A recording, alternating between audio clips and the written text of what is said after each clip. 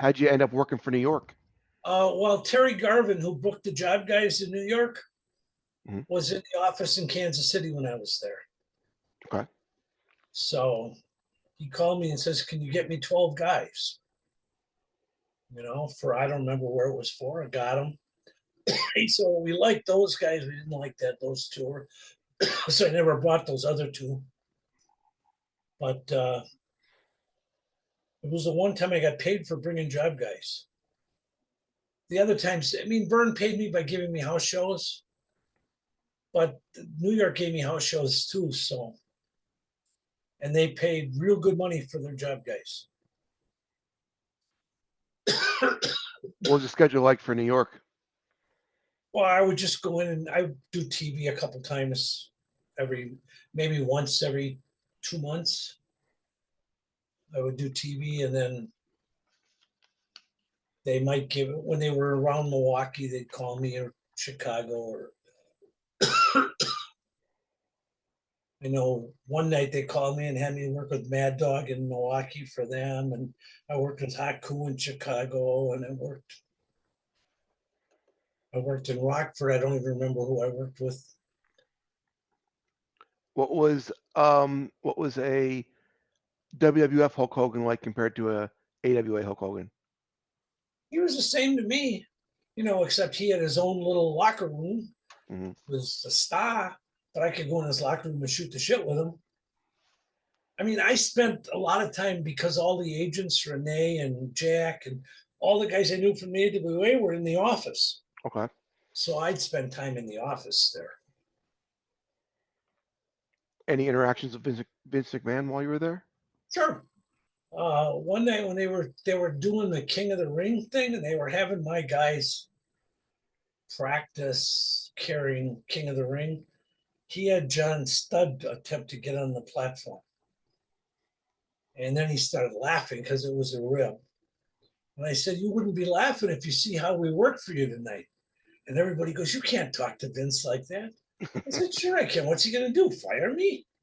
I mean, Vince he always treated me okay. I mean, Yeah. Yeah. So, besides Terry Garvin, who did you report to? When I did TV, it was Tony Garea.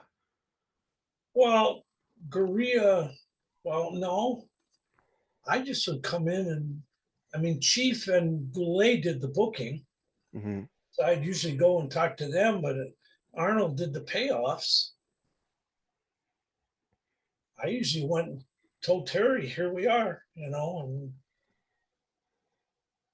he asked me how many cars we took, and when I go to get paid, he paid me for the cars, and so mainly I dealt with Terry.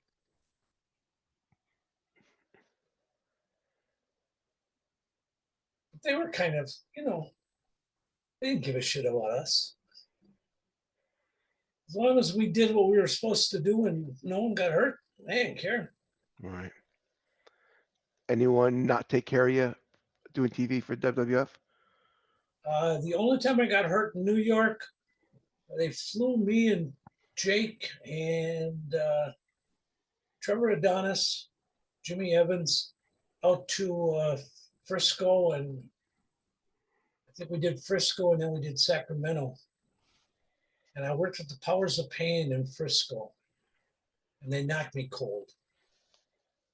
And it was bad because I got in the car and I was driving, and I had Boris Zukov and my three guys, and they said I was driving on a medium strip, so it must have been pretty bad. Oh. So the next night I went and bitched to Pat. I said, "Why the fuck do you fly me all the way out here to work with them guys? You could have anyone go out and get their ass kicked." Well, Pat read the riot act to Strongbow and Goulet, and Strongbow, he didn't like me after that, which didn't bother me. I mean, All right. Did you ever work with Bret Hart? yes, he's an asshole. Really? I watch him in all his podcasts saying he always took care of everyone, never hurt anyone. He got me on his pile driver. I thought he broke my neck.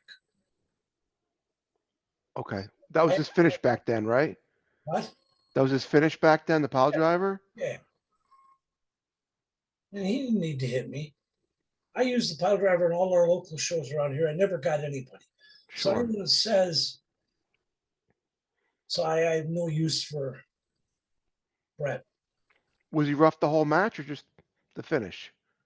Well, Bret was stiff, but so was Bachwinkle. So I mean, Right, a lot of those guys, that's how they worked. right. But Bockwinkel never dropped you on your head. No, actually, if there's one match on YouTube with me and Nick where I do the, I don't know if you've where I walked up the ropes with a headlock. The headlock, and he gave you a belly to back. I watched it last night. I took him over twice, and he Yep. let me get a 1 count. Then he let me get a 2 count. And the third time he dropped me backwards. If you see it on TV, you think you would have broke my neck. Yeah. Thank God I cut good enough. It looks. I see it on TV. I don't know why I did that, but Wow. Tom, anything you want to plug? Any social media? Any? no, I don't. I don't do anything with the business anymore. All right. I did write a book. It's on. It's on. Well, it's not on Amazon anymore. They took it down. So if anyone wants a copy in PDF, if they want to send you their email and you just forward me their emails, I'll be happy to send them a copy in PDF free of charge. Please send me one. I'd love to read that. I will do that. The one thing I will say, if any of your fans are dog lovers, if they can donate to any canine rehab, shelter, not the shelters, the people who rehome the dogs. Those places all need help. I just lost my dog 3 weeks ago to cancer, 7-year-old husky, and I already got a new one. But anything, anyone, these places are all looking for food or supplies or something. And right now, I care more about the dogs than wrestling.